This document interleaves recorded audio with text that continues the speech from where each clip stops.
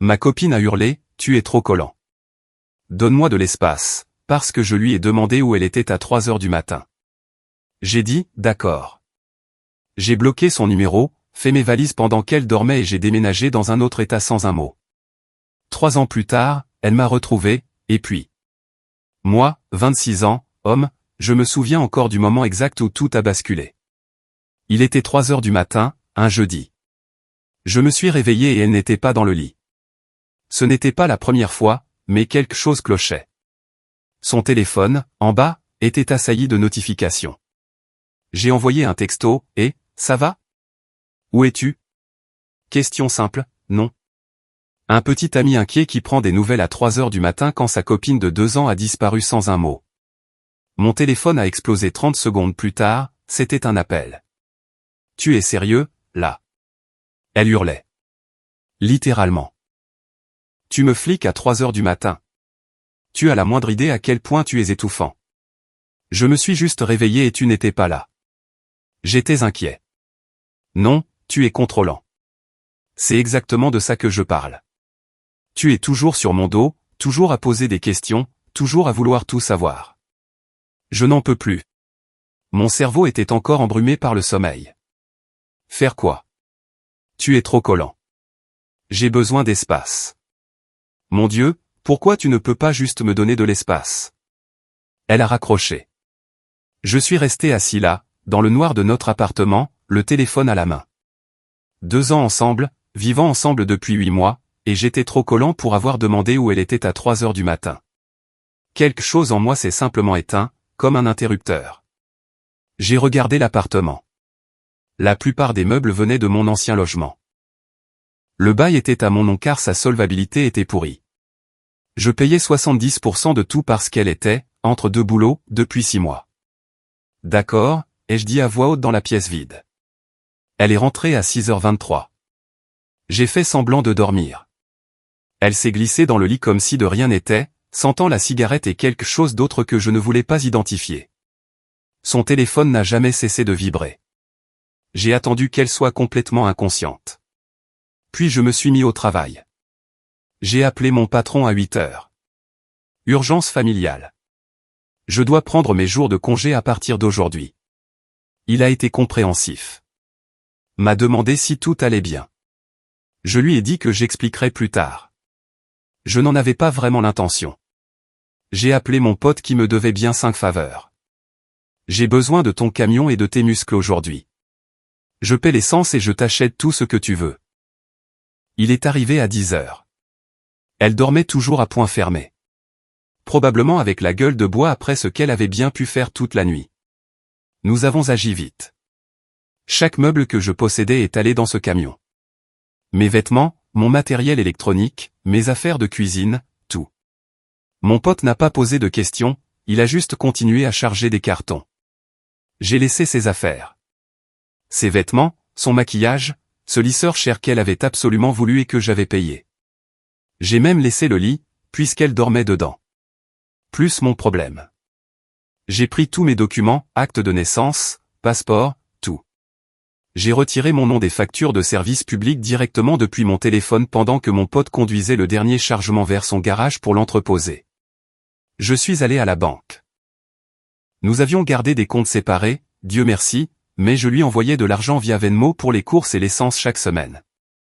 J'ai annulé mon Venmo, supprimé l'application. J'ai changé mon numéro de téléphone au magasin de l'opérateur. Nouvelle carte SIM, nouveau numéro, terminé. Puis j'ai fait quelque chose de fou. Vous vous souvenez que j'ai dit que j'avais prévu de la demander en mariage? Ouais, j'étais stupide à ce point. J'avais une bague et tout.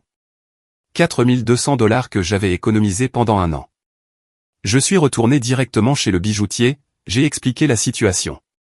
J'ai perdu de l'argent sur le retour, mais je suis ressorti avec 3100 $ en espèces. J'ai utilisé cet argent et mes économies pour verser un acompte sur un appartement dans un autre état. J'avais eu une offre d'emploi là-bas que j'avais refusée 6 mois plus tôt parce qu'elle disait ne pas pouvoir quitter ses amis. Je les ai rappelés. Le poste était toujours vacant. Je commençais dans 2 semaines. Toute l'opération a pris 11 heures. À 21 heures, j'étais parti. Pas de mots, pas d'explication, pas d'adieu. Elle voulait de l'espace. Elle a eu un espace infini. J'ai bloqué son numéro avant même que la nouvelle carte SIM ne soit activée. Je l'ai bloqué partout, réseaux sociaux, email, tout. J'ai bloqué ses amis, sa sœur, tout le monde. J'ai dormi chez mon pote cette nuit-là. Il n'arrêtait pas de me regarder comme si j'avais perdu la tête. Ça va, mec? Ouais, j'ai dit. Et bizarrement, c'était le cas. Je ne ressentais rien. Juste que c'était fini. J'ai conduit 15 heures le lendemain jusqu'à ma nouvelle ville. J'ai commencé mon nouveau travail 2 semaines plus tard. Nouvel appartement, nouvelle vie, nouveau numéro de téléphone, une rupture nette et complète. C'était il y a 3 ans. Première mise à jour. La vie était en fait plutôt agréable. Le nouveau travail payait mieux. Je me suis fait de nouveaux amis. J'ai commencé à voir quelqu'un il y a environ 8 mois. Rien de sérieux, mais sain. Je suis allé en thérapie pendant un certain temps. J'ai travaillé sur mes problèmes de confiance. J'ai acheté des meubles décents. Je vivais seul et j'aimais ça. Puis, mardi dernier, j'étais dans un café près de mon bureau, en train de travailler sur mon ordinateur portable. Quelqu'un s'assoit en face de moi. Alors c'est ici que tu te cachais. J'ai levé les yeux. Mon ex-petite amie, assise là comme si nous nous étions vus la veille, et non il y a 3 ans. Mon cerveau a court-circuité. Quoi? Ça m'a pris une éternité pour te trouver. Tu as juste disparu. Changé de numéro. Tout supprimé. Tu as la moindre idée de ce que tu m'as fait subir? J'ai fermé mon ordinateur portable. Comment m'as-tu trouvé? Ton ami a finalement fini par me dire où tu étais parti. Ça a demandé un peu de persuasion, mais je peux être très persuasive. Elle a souri comme si c'était mignon. Nous devons parler. Non, nous n'avons pas à le faire. J'ai commencé à ranger mes affaires. Elle m'a attrapé le poignet. Si, nous devons. Tu es parti. Sans explication, sans rien. Tu as disparu comme un lâche. Tu m'as dit que j'étais trop collant et que j'avais besoin d'espace. Je t'ai donné de l'espace. Ce n'est pas ce que je voulais dire, et tu le sais très bien. J'étais juste stressé cette nuit-là, à 3 heures du matin, quand tu n'étais pas à la maison. Son visage s'est contracté. J'étais avec des amis. La soirée entre filles s'est prolongée. Cool. Profite de ton espace. J'ai retiré mon poignet et je me suis levé. Attends. Elle s'est levée aussi, la voix devenant forte. Les gens nous regardaient. Je suis enceinte. Le café est devenu silencieux. Ou peut-être que c'était juste mes oreilles qui bourdonnaient. Félicitations. Je suis sûr que le père sera ravi. C'est toi le père. J'ai ri. Je n'ai pas pu m'en empêcher. Les maths ne collent pas. Nous avons rompu il y a 3 ans.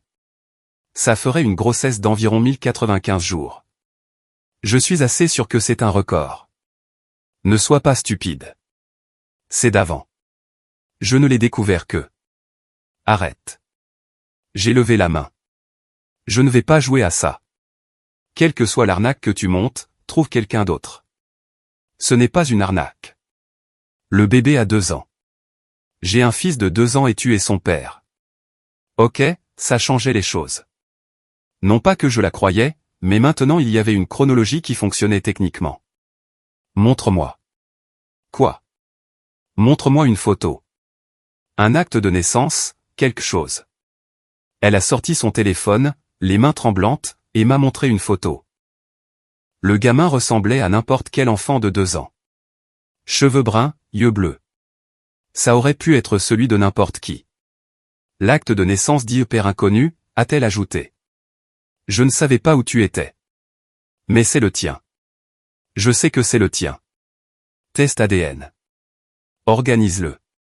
Si le gamin est le mien, nous trouverons une solution. Sinon, perds à nouveau mon numéro. Tu es sérieux? Après tout ce que tu m'as fait subir, tu remets ça en question? Tu débarques après 3 ans en prétendant que j'ai un enfant. Oui, je remets ça en question. Test ADN ou c'est terminé. Elle est restée silencieuse, faisant cette chose où sa mâchoire se serrait. Très bien. Mais quand le résultat reviendra positif, tu me devras 3 ans de pension alimentaire avec effet rétroactif. S'il revient positif, des avocats détermineront ce que je dois, pas toi. Je suis sorti, je suis monté dans ma voiture et je suis resté assis là pendant 20 minutes, les mains tremblantes. Un enfant? Après 3 ans, le timing était techniquement possible.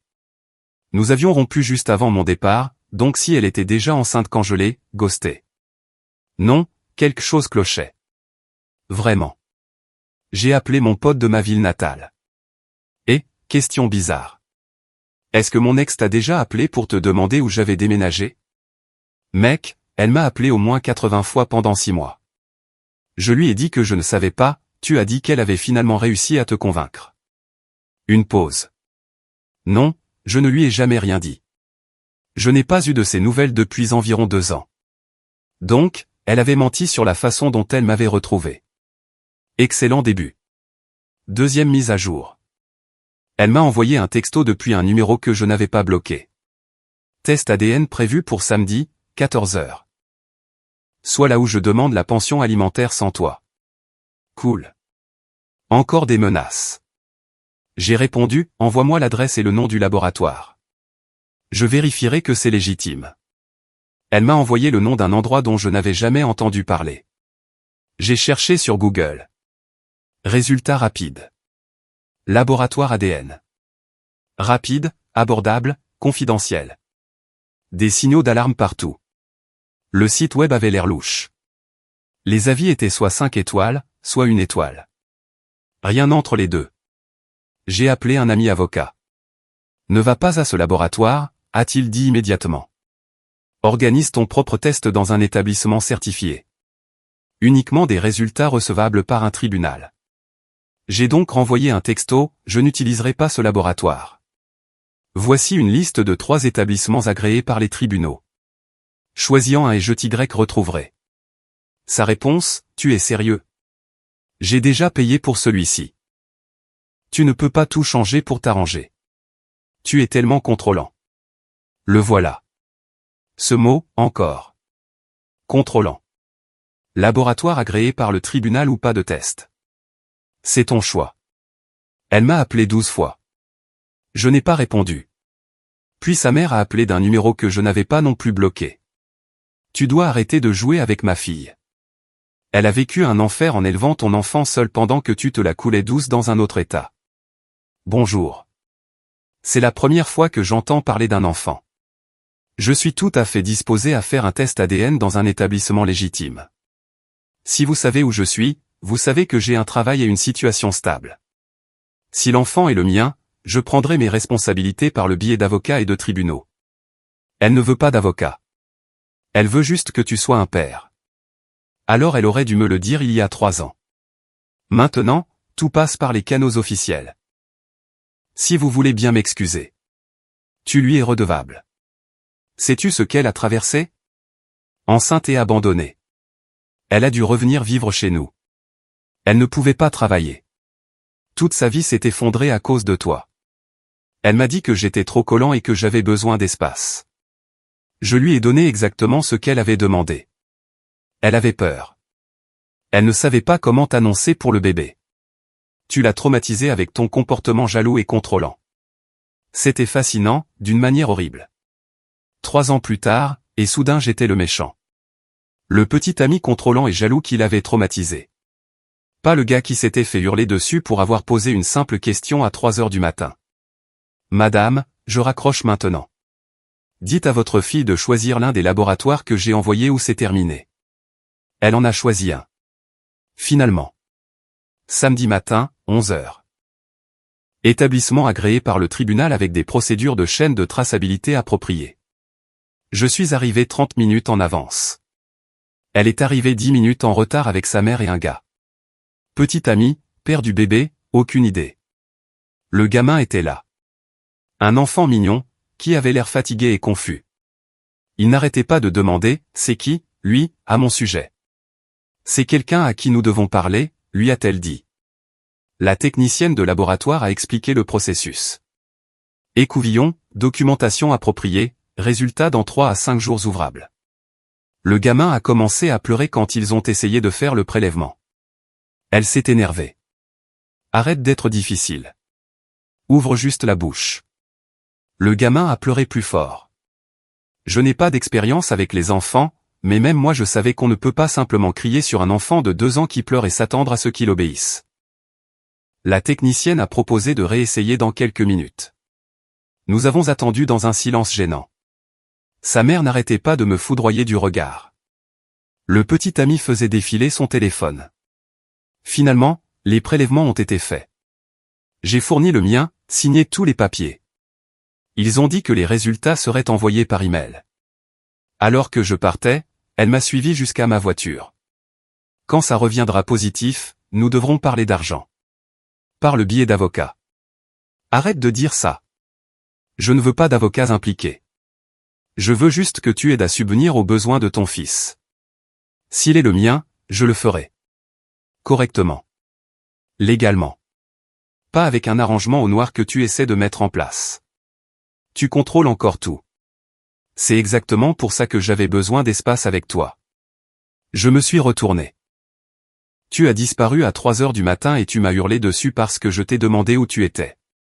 Puis je suis parti et tu as eu 3 ans pour me contacter par les voies légales s'il y avait vraiment un enfant.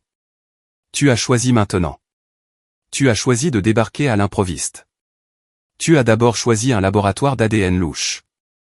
Alors oui, je contrôle la situation en m'assurant que tout est légitime et documenté. Fais avec. Tu vas le regretter quand tu verras combien coûte la pension alimentaire.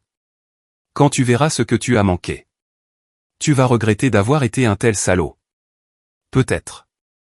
Ou peut-être que je regretterai d'avoir perdu 2 ans avec quelqu'un qui pensait que me hurler dessus à 3 heures du matin était une communication appropriée.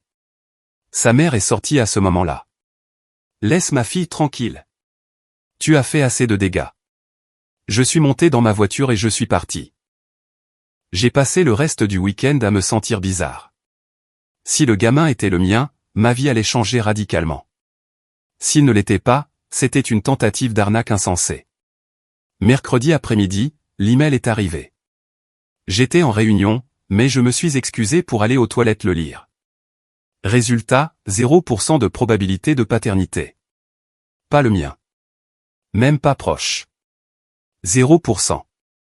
J'ai transféré l'email à mon ami avocat. Et maintenant? Il m'a appelé immédiatement.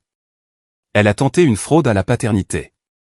Tu pourrais potentiellement porter plainte, mais honnêtement, garde juste ces documents et bloque-la à nouveau. Si elle tente quoi que ce soit de légal, tu as la preuve. Elle m'a fait perdre mon temps, mon argent pour le test. Elle a menti. Ouais, mais t'engager davantage ne fera qu'inviter plus de drames.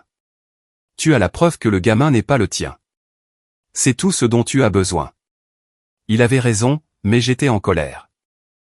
3 ans de paix et elle avait débarqué pour essayer de me piéger avec un enfant qui n'était même pas le mien.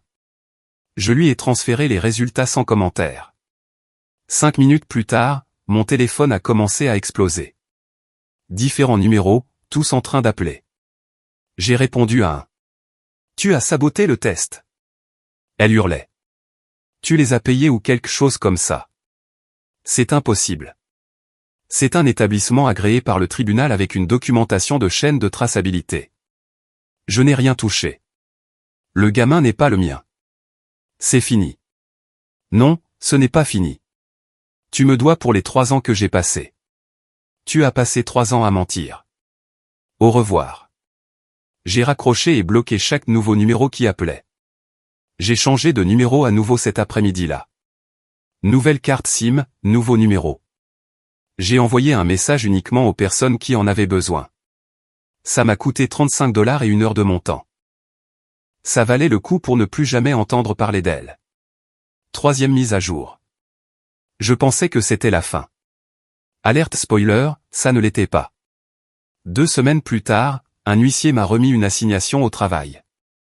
Il s'est présenté à mon bureau avec des papiers. Un procès. Elle me poursuivait pour détresse émotionnelle et dommages financiers découlant de l'abandon pendant une période de vulnérabilité. Elle réclamait $45 000. La répartition était de $15 000 pour le traumatisme émotionnel de l'abandon, $10 000 pour les frais médicaux liés à des conditions induites par le stress, et $20 000 pour la perte de salaire et d'opportunités de carrière en raison de dommages psychologiques. Mon patron a été super cool à propos de l'huissier, mais j'étais humilié. Me faire signifier des papiers au travail devant mes collègues. J'ai immédiatement appelé une avocate, une vraie cette fois, pas seulement mon amie. Une avocate spécialisée dans ce genre d'ordures. Elle a lu les papiers et a ri. C'est l'un des cas les plus faibles que j'ai jamais vus. Vous n'étiez pas marié. Vous ne viviez pas en union de fait reconnue. Et vous n'aviez aucune obligation légale de l'informer de votre déménagement. Elle se raccroche aux branches. Peut-elle vraiment gagner? Très peu probable. Mais nous devons répondre et nous défendre. Ça vous coûtera de l'argent, mais probablement moins que ce que ce cirque vous coûterait émotionnellement. Ça m'a coûté $2500 d'avance pour l'avocate. Peu importe. Je voulais que ce soit fait correctement. L'avocate a envoyé une réponse qui incluait le test ADN montrant que l'enfant n'était pas le mien, la documentation prouvant qu'elle avait d'abord essayé d'utiliser un laboratoire non certifié, et les archives de SMS où elle me qualifiait de « contrôlant ». J'avais gardé des captures d'écran. La preuve que j'avais maintenu un emploi stable et que j'avais des raisons légitimes de déménager.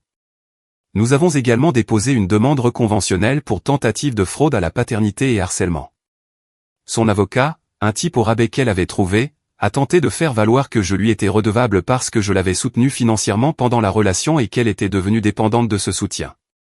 La réponse de mon avocate disait en gros, aider à payer les factures pendant une relation ne crée pas d'obligation légale après sa fin. Les gens rompent.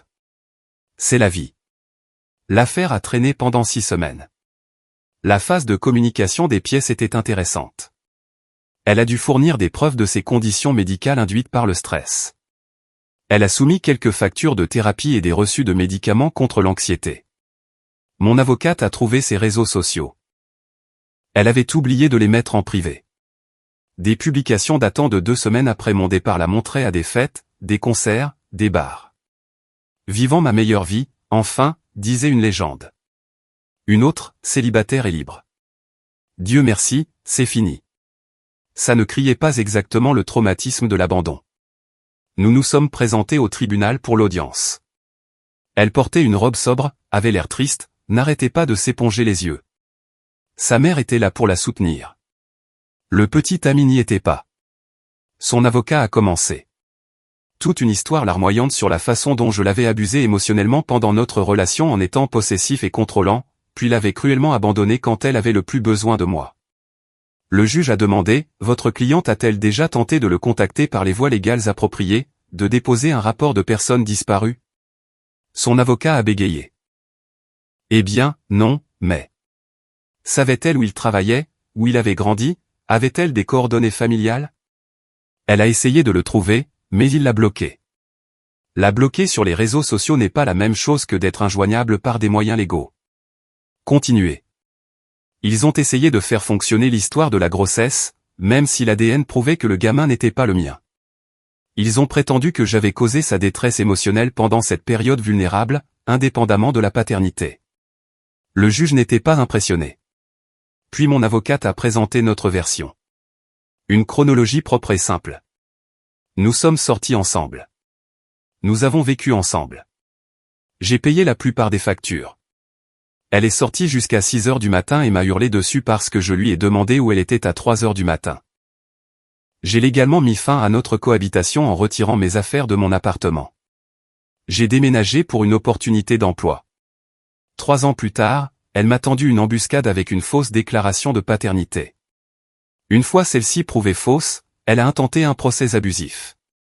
Mon avocate a présenté les publications sur les réseaux sociaux la montrant, vivant sa meilleure vie, des semaines après mon départ. Elle a présenté les archives de SMS où elle me qualifiait de « contrôlant ». Elle a présenté les résultats ADN. Le juge avait l'air fatigué. Madame, les gens mettent fin à des relations, parfois soudainement. Ce n'est pas illégal. Vous n'étiez pas mariés. Vous n'aviez pas d'enfants ensemble. Ils n'avaient aucune obligation légale de maintenir le contact ou de fournir un soutien après la fin de la relation. Votre demande pour abandon n'a aucun fondement juridique. Mais il est juste parti. Sans explication. J'avais des droits. Le juge a enlevé ses lunettes. Vous aviez le droit à une relation dans laquelle les deux parties voulaient être.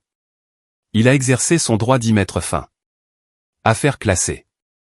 Puis il s'est penché sur notre demande conventionnelle. Quant à la tentative de fraude à la paternité, je suis enclin à croire qu'il y a eu une tentative de tromperie. Cependant, je ne vois pas d'intention malveillante qui atteigne le niveau criminel. J'ordonne à la plaignante de payer les frais de justice du défendeur. 2500 $. Elle a eu le souffle coupé. Je n'ai pas 2500 $. Vous auriez dû y penser avant de déposer une plainte futile et vexatoire. Vous avez 90 jours. L'audience est levée. À l'extérieur du palais de justice, sa mère a commencé à me crier dessus. Tu as ruiné sa vie. Elle a dû retourner vivre à la maison. Elle est criblée de dettes. Tout ça parce que tu n'as pas su gérer une vraie femme. Votre fille m'a hurlé dessus parce que je lui ai demandé où elle était à 3 heures du matin. Elle a menti en disant que j'avais un enfant. A essayé de m'arnaquer avec un faux test ADN. Et puis m'a poursuivi en justice quand ça n'a pas marché. Elle a ruiné sa propre vie. J'ai juste refusé d'en faire partie. Elle t'aimait. Elle aimait les 70% des factures que je payais. Il y a une différence. Mon avocate m'a éloigné avant que je puisse en dire plus. Ne vous engagez pas. Vous avez gagné. Partez. Dans la voiture, je me sentais vide. Pas heureux, pas triste, juste fatigué. Toute cette histoire m'avait coûté du temps, de l'argent, de l'énergie émotionnelle. 3 ans de paix interrompus parce qu'elle pensait pouvoir me manipuler une fois de plus. Les 2500 $ de frais de justice qu'elle me devait. Je n'ai jamais vu un centime. Elle a fait faillite 6 mois plus tard. J'ai appris la nouvelle par mon ami avocat qui a gardé un œil sur le numéro de dossier par curiosité. La dernière chose que j'ai entendue par des oui-dire un ami commun qui ne connaissait pas notre histoire, c'est qu'elle était retournée dans notre ville natale, était fiancée à un type, et racontait apparemment toujours que je l'avais abandonnée quand elle avait le plus besoin de moi. Certaines personnes n'apprennent jamais, n'assument jamais leurs responsabilités, restent juste amères et pleines de droits pour toujours. Quant à moi, j'ai changé de numéro une fois de plus après le procès. J'ai supprimé tous mes réseaux sociaux sauf un compte privé avec une quinzaine de personnes dessus. J'ai rendu la tâche aussi difficile que possible pour qu'on me retrouve. Je suis avec ma petite amie depuis 1 an maintenant.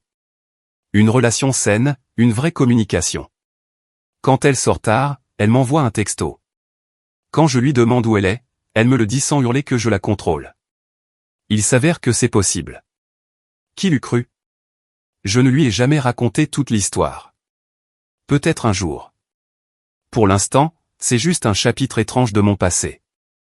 La fois où mon ex a essayé de me piéger avec un bébé 3 ans après que je l'ai ghosté.